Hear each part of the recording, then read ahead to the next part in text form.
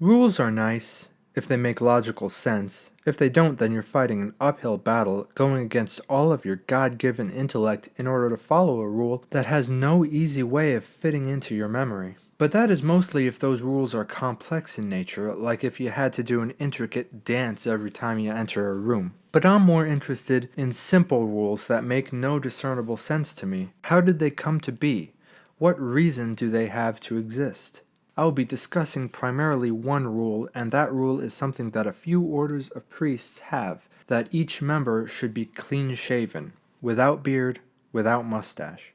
At first, it occurs to me that they are trying to be the church militant because that is what we call ourselves here on earth, and militaries try to take away individuality by giving their members uniforms, shaving their heads, and making them the same body shape, relatively speaking. But then it occurs to me that those of us within Holy Mother the Church are trying to emulate and be like one person, and one person only, primarily, Jesus Christ. Sure, we can have special devotions to Mary or the saints, but we should at least be trying to become Christ-like.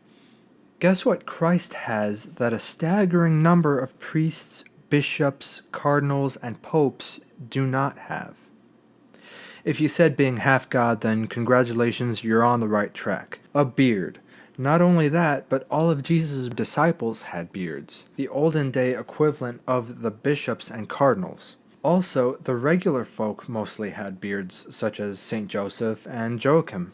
Now, I could make an argument that this is just another way the church is trying to modernize, except for the fact that I've seen some seminarians in progressive seminaries with beards, and the majority of rules I've heard regarding regulating facial hair is from traditional orders, so that logic got thrown out immediately.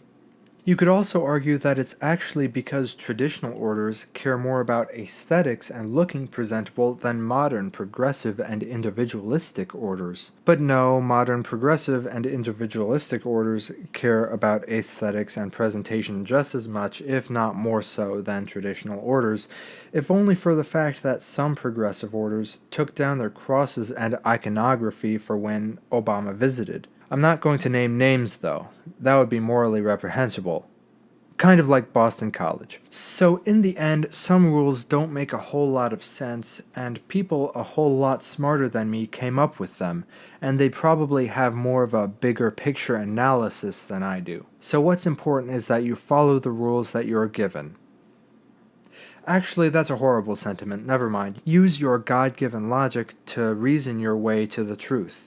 And if someone can find me a source where I can find out how this rule came to be, that would be fantastic, because I can't find anything of the sort.